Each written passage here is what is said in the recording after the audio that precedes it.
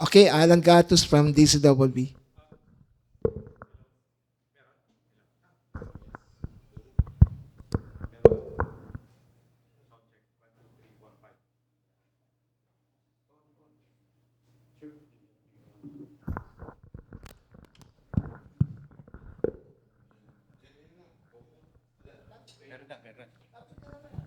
Hello, ayan.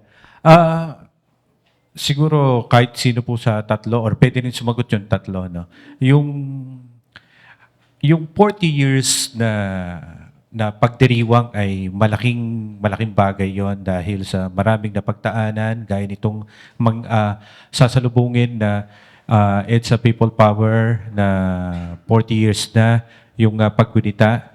Pero ngayon, no, may inilabas na walang aktibidad, walang permit na ibinigay para dun sa EDSA Shrine na ano mga aktibidad. Pero dun pa rin sa White Plains, tuloy pa rin yung aktibidad na pagdarausan ng mga programa. Sa inyo ba okay lang na wala hubang paggunita rin or walang mga programa na magaganap sa may EDSA Shrine? Given na ang EDSA Shrine ay isa sa malaking bahagi nitong nangyari na EDSA People Power.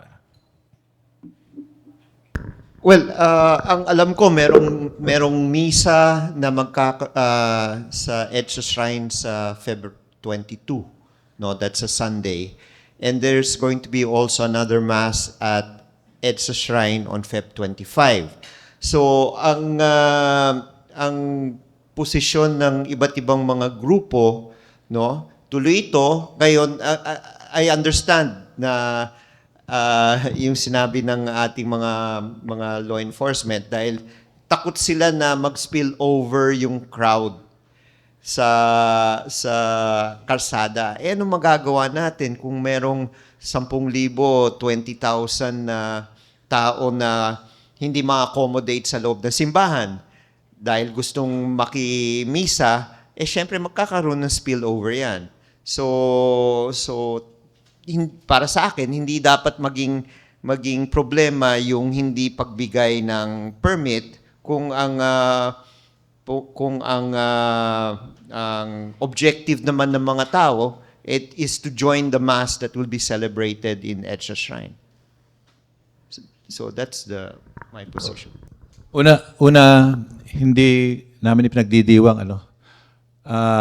ginugunita lang namin kasi wala namang dapat ipagdiwang yung masa, lalo na yung mga manggagawa. Ngayon, kung parang no rally zone yung EDSA Shrine, parang nakapagtakang bakit gawin nila ngayon, samantalang nung nakaraan, parang napuno naman yun, nagawa naman ng paraan yun, kahit nung January last year, ay napuno rin yun. Nagawa naman ng paraan. Bakit kinakailangang ipatakarang no rally zone? Ito naman ay napaka-special na araw dahil dito nga nagkaroon ng simbolo ang Pilipinas na naging handog sa mundo. Kami tutuloy doon sa EDSA Shrine at alam ko, klaro na yung plano. Sana ay pagluwagan ng kapulisan at kung sila gulo, klaro naman sa amin na babantayan namin yung aming hanay, walang gulo doon. At yung pagmamanage naman, ilang beses na nilang nagawang na manage ang traffic kahit mayroong ganong aktibidad. That's a targeted response by the Marcos administration. Sinong target kami? Kasi bakit? Yun ang aming gathering . We applied for a permit specifically sa EDSA Shrine. Sino kami? Kami yung mga puwersang gustong maningil sa kanya na binabanggit ang kanyang pangalan. Na kapag kami yung puwersa na kapag sinabing lahat ng sangkot dapat managot, hindi namin binubulong o hindi mutual understanding kung sino yung sangkot na yon. At sinasabi namin ang totoong pangalan niya, Bongbong Marcos at Duterte. And yung mga forces na yan, papansin ko lang, no November 30, nung kami ay nag-gather sa Luneta, hindi pinayagan ng aming sound system. Bakit? Kasi sinisingil namin siya . O ngayon, dahil ang permit namin na ina-apply ay nandun sa EDSA Shrine, o nag-announce sila ngayon, hindi pwede sa EDSA, doon na lang sa People Power Monument o sa papuntang White Plains. Doon lang pwede. Kasi gusto niya na yung mga puwersang hindi papayagan yung naniningil sa kanya. That president is playing dirty. Dirty president. Aktibidad ninyo sa kahit na walang permit. EDSA eh. EDSA at 40. We are yung parang ginugunita natin ang demokrasya laban sa panunupil. Napaka-ironic naman na ginugunita natin at tinatayo natin, ina-assert natin ang diwa ng EDSA. Tapos magpapasupil, again, ironic, 40 years after, Marcos presidency na nanunupil. Of course, we will continue. And if they instigate, ito lang ang kailangan yung malaman. If they instigate something, it's always from them. Always from them. Hindi galing sa amin because we are peaceful. We want to peacefully gather. But they are creating conditions for which gusto nilang isabotahiin ang aming gathering, and they will instigate something.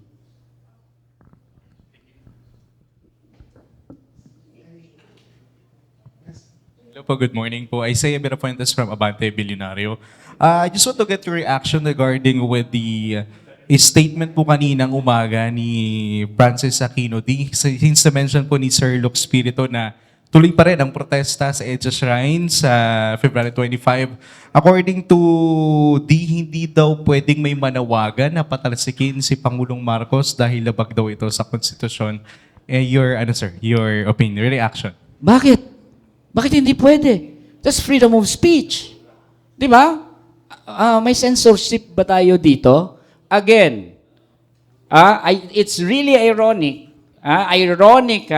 Na 40 years after EDSA People Power Revolution na pinatalsik natin ang isang mandaramong na presidente na si Marcos Sr., it is simply ironic na ayaw man lang banggitin ang pangalan. Actually, hindi lang resign Marcos eh.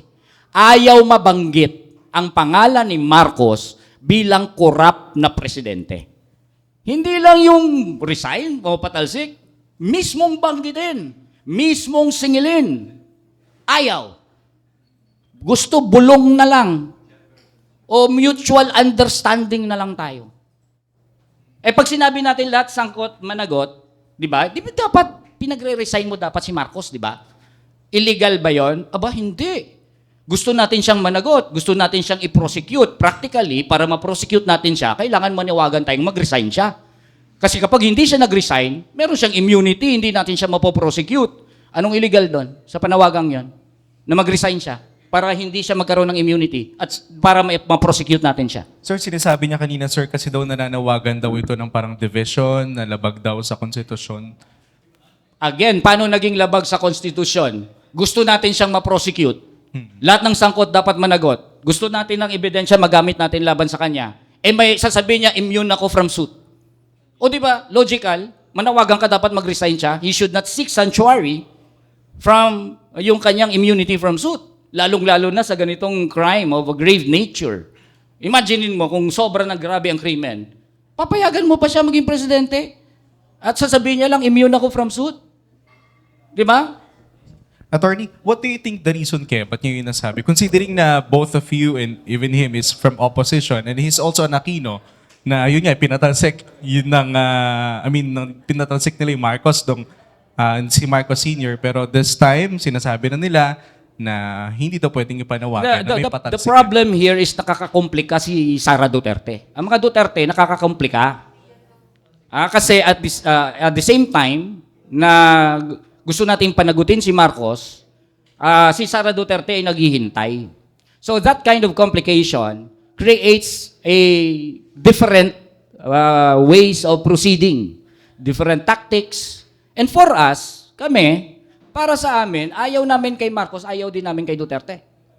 And for us, para siguraduhin natin na ang Duterte ay hindi bumalik sa pwesto, it is an absolute necessity na pangunahan ang paniningil kay Marcos. Ang iba kasi baliktad eh. Pag siningil mo si Marcos, magiging presidente si Sara. No! Baliktad. kapag hindi mo siningil si Marcos, lalong magiging presidente si Sara. Alam mo bakit? Kasi bibigay mo on a silver platter kay Sara Duterte. Ayaw mong singilin si Marcos, tahimik ka kay Marcos. Ang ibig sabihin nun, ibibigay mo kay Sara on a silver platter yung momentum. Yung fact na corrupt si Marcos as political capital. At siya ngayon ang magmo-monopolize ng space dun sa paniningil kay Marcos, and she could use that all the way to victory in 2028. Hindi ba kayo nagtataka na corruption ni Marcos, sinong nakikinabang at nagsisiwalat? Di ba? Sino? Mga Leviste, si Miao Miao Miao ng Dasmariñas. Now, kapag sila ngayon ang nagbumonopolize ng espasyong yan at sila ang naniningil kay Marcos, pag tinanong sila, sinong alternative kay Marcos? Eh di nasa posisyon sila ngayon magsabi, ang alternative kay Marcos, alam nyo sino? Si Sara. Eh kasi wala tayo doon. Pero kung nandun tayo, para tayong nangunguna sa paniningil kay Marcos, pag tinanong tayo, sino naman ang alternatibo kay Marcos? Nasa posisyon tayo ngayon magsabi, hindi si Sara yon dahil corrupt din si Sara. Hindi ba tayo nagtataka na because of this corruption issue, namamayagpag si Sara net positive sa surveys? Bakit? Kasi malaking pwersang ayaw singilin si Marcos. Eh, ang reason kung bakit net positive siya, she could now freely pose herself as the alternative to a corrupt president. At ako hindi nag-agree na yung announcement ni Sara is simply for the impeachment or what. No! Do we really think Sara is just simply defensive? It's an act of going on an offensive. Dahil may korupsyon, bugbog si Marcos sa mga korupsyon, she is now announcing to the entire country, here I am. I'm the alternative to that corrupt president. Kung gusto nating huwag payagan yon, dapat singilin natin si Marcos. Attorney, last na lang sorry, just also regarding with the Vice President Sara Duterte, do you think, since sinabi na nga niya, natatakbo siya bilang Pangulo sa 2028, for the opposition, sino sir yung pinakamatimbang na posibleng kandidato? Kung may i-endorse man ng opposition, lahat ba tayo sir, so suportahan natin kung sino man siya? To begin with, we do not adhere to the idea that the solution to all of these problems is to look forward to 2028. At mag-prepare na lang tayo sa 2028. What we have to do right now is to create a movement isingilin si Marcos at singilin si Duterte. And based on that movement, direct action ng taong bayan, then we will have leaders na magpapalabas ng kanilang nalalabas at susulpot. Di ba? Ang hirap namang itakda, ito, siya. Leaders should really prove themselves now, at this time. Hindi pwedeng leader ka lang na wala kang prove. Sa panahon ngayon, simpleng showbiz lang ang eleksyon, image building lang. Let's go beyond that. Thank you, sir. Thank you, attorney. Sige. Val Gonzalez, DCRH. Pwedeng tanungin kahit sinong sa guest. Opo. All of them can answer your question. Bago kasi ako pumunta ho rito, Attorney Luke Calyodi, Attorney Tanyada. Galing kami sa EDSA People Power Monument. May walkthrough ho kasi ron, inspection ng iba't ibang government agencies, MMDA, QCPD, ang PNP. Ang tanong ko, related dun sa una. Anong plano ho ninyo ngayon? Kasi, eto paparinig ko ho mismo yung sinabi ho ni General San Diego kung bakit hindi binigyan ng permit ang grupong bayan at iba pang grupo. Ang tanging binigyan lang yung grupo ni Kiko Aquino D, yung organizer na trillion peso mark. Ito papakinggan ko para direktang marinig ho ninyo yung sinabi ni General San Diego ng DPOS, Department of Public Order Safety ng Quezon City. Ito ho malakas naman ho ito Pag gusto mo bumagsak ang gobyerno, bakit kita bibigyan ng permit? Obvious naman yun. Parang hindi naman tama yun. At hindi papayag ang QCFGU na ang direksyon ng rally nyo ay short of saying seditious na. Definitely, hindi bibigyan ng permit yan kasi ang assessment ng QCPD dyan, hindi tama at delikado. Kaya nga yung ibang grupo na merong record na, merong nakulong na, never nabibigyan ng permit yan dito. Ayun yung sinabi ni General Elmo San Diego. Yung trillion peso march lang ni Kiko Aquino D, yun pong binigyan ng rally. Yung grupong bayan, yung grupo ninyo, Calio D, ay hindi ho binigyan. And at the same time, ang MMDA at ang Quezon City LGU, dineklara na nga na no rally zone sa February 25 yung EDSA Shrine. Ngayon ang tanong, ulitin ko lang ho, anong plano ho ninyo ngayon sa deklarasyon ho na ito? Thank you. Ko na tuloy, no? Pero actually, gusto kong bawiin. Okay? That's my opinion na dapat ituloy. But then, that decision should really be made by many organizations within us sa EDSA at 40. Hindi ko pa alam kung ano magiging official decision ng EDSA at 40, pero ang aking sariling opinion is simply for us to assert. For us to assert. Now, regarding dun sa sinabi nitong pulis na ito, na pababagsak sa gobyerno, ba naging judge siya? Naging judge, kanyang spekulasyon ay talagang parang conclusive evidence na. Unang-una, kapag lahat na nanawagan ng lahat ng sangkot dapat managot, di ba? Lahat na nanawagan. Kung kasali si Bongbong Marcos dun sa sangkot, bawal naming sabihin. Bawal naming sabihin, kasali ka. At dapat managot ka, bawal. Hindi pwede. Di ba? Second, para panagutin ka, illegal yon? Di ba pwede ka naman panagutin sa mga legal na proseso? Pwede ka naming filean ng plunder. Pwede ka naming pa-impeach para managot ka. Wala naman kaming sinasabi ditong armed revolution Meron ba? Di ba ang aming gusto, mas nagot ka? Sinusuportahan nga namin ng impeachment sa kanya So, paano naging illegal yon? Kanina pinaliwanag ko na. Paano naging illegal ang manawagan ka mag-resign siya? Hindi ba klaro? Kung meron nga sa korte, inhibition, di ba? Mag-inhibit ka kung ikaw mismo ay involved, tapos ikaw rin mismo ay may kapangyarihan para impluwensyahan ang takbo ng kaso. Kung sa korte nga, pwede ka mag-inhibit Bawal manawagang mag-resign ka? Kasi ikaw nasa tuktok ngayon, pwede mo ngayong i-conceal ang ebidensya, pwede mong impluwensya ng investigasyon. So, maliwanag na itong mga pinagsasabi nila ay mga scare tactics na wala sa hulog. It is simply a targeted response to us. Kayo na rin mismo nagsabi, targeted response only to us. To those na gustong singilin si Marcos kasama ang Duterte. Ang gusto nila si Duterte lang targetin mo. Ayaw nila dun sa amin na gustong both Marcos and Duterte.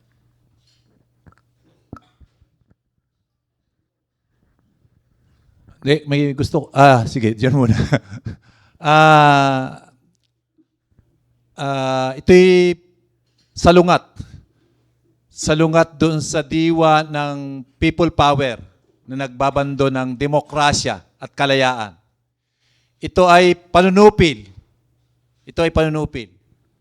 Kaya baka pwede mo, General, na bawiin yung iyong sinabi dahil hindi magandang pakinggan na mula sa bibig mo sa panahon ng EDSA People Power na espiritu ng demokrasya ay susupilin mo ang mga taong maniningil sa gobyerno ni BBM.